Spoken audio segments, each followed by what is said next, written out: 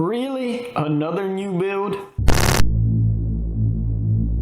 Yes, today we are starting on another new build. Some of you may know that I've been working on moving into my new house recently, and well, now I am officially moved in, which is why you're seeing this video happen at my desktop in my office. This is where I typically edit videos, but today we'll be doing a little work on my desktop here because I don't really have a good setup in my garage yet, which will become my RC/makerspace. Today we're going to be working on my Axial SCX24. Some of you may remember this 3D printed K5 body that I did a while back, and while this build was really fun and I enjoyed it, this build was meant more towards the scale looks and just to get some really cool shots and photos of the truck. I never had a whole lot of intentions on doing a whole lot of driving with it. It's not really set up for any of that. But while I don't have my garage set up for RC just yet, I do have something that's perfect for a micro crawler. One of the previous owners of this house made a nice little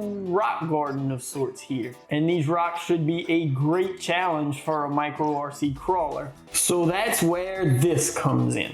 The SCX24 is a capable little crawler in its own, but I wanted something a little better and also just looks a little cooler. Many of us in RC are familiar with the Ultra 4 or U4 competitions, and this chassis that I found on Thingiverse, I'll have it linked below, is based off of those trucks. It really gives them a nice aggressive look. From what I read, it should be pretty much bolt up for the most part for a lot of the parts from the SCX24. I'll probably have to go back and look at a few pictures to make sure I'm doing things correctly. I will have to go ahead and put the original links back on as well, but I'm really excited to get things test fit on this chassis, make sure everything's gonna fit like we want and the truck will work, and then we can pull it back apart and give it a nice little paint job and get it out on the rocks. The first thing to do will be to disassemble the original chassis, get these longer links off of here, so let's get started with that.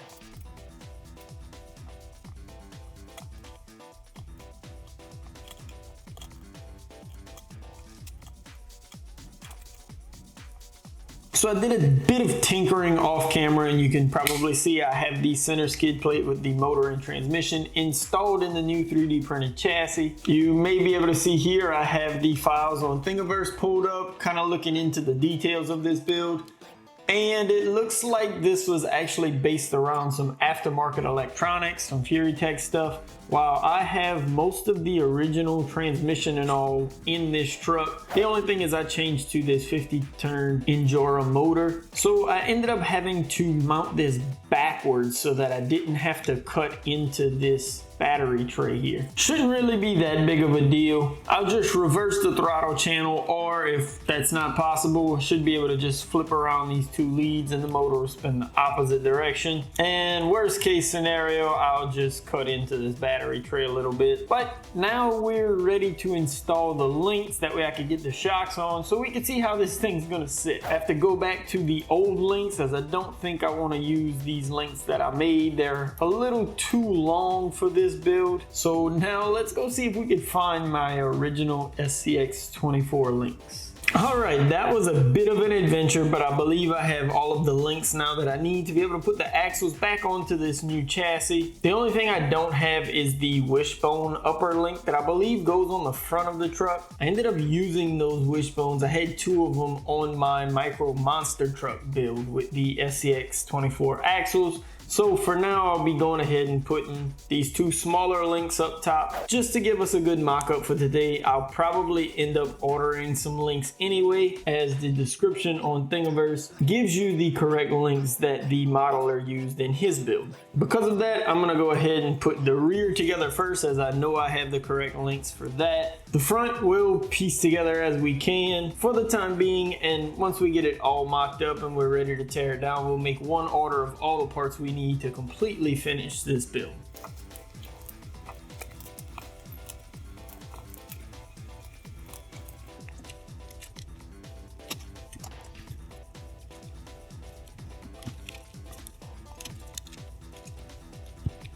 Okay, so here's where we're at. This has been a little bit of an adventure figuring out the correct links. Ended up having some links that are really close to the same size and my axle kept being thrown off, but I got the whole rear end together. This is looking really sweet already. Probably gonna end up going back with the original SCX24 wheels and tires until I decide on a wheel and tire combo for this. Unfortunately, I just don't think these stamped steel bead locks will look as good. The width is gonna be right, but I don't think the height of the tire will be right. So I'll probably have to find something else. For the time being, I have the shocks mounted in the same position that I see in the pictures on Thingiverse, but I don't know how I feel about that too much yet, because there's a little binding towards the top of the travel here that I don't think is gonna lend well to crawling or driving in general.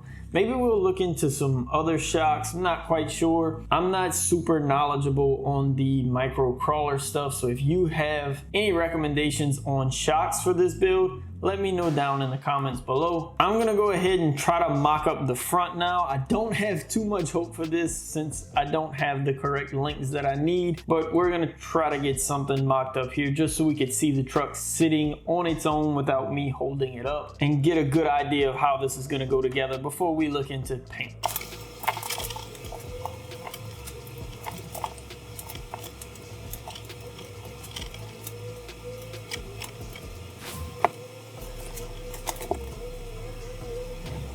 The front went together a bit more smoothly, although I do need to pick up a set of links like I mentioned. The Thingiverse description states the Jeep or C10 front links from the SCX24 work great with this kit. So as I'm going through and ordering parts, I will pick up a set of those, but this thing is already looking mean and aggressive and I love it. It'll probably take me a little while to get the suspension tuned in because I'm not super familiar with tuning rock crawler suspension or rock bouncer suspension either, but I love the look of this. I think it'll look really sweet out there on the rocks, and we get that ride height down a little more. I think it'll perform really well as well. One thing I did notice is I'll probably have to swap around that center plate again to get the motor facing in its original direction because I have a little bit of interference here with the link hitting on the motor during the suspension travel. But like I mentioned, I'll probably just trim a little back on that battery tray. I believe we'll still be able to get the battery in there pretty easily, even if I trim back on the tray a bit. The electronics will definitely be a tight squeeze in this truck, but if they could fit all of that FuryTech brushless stuff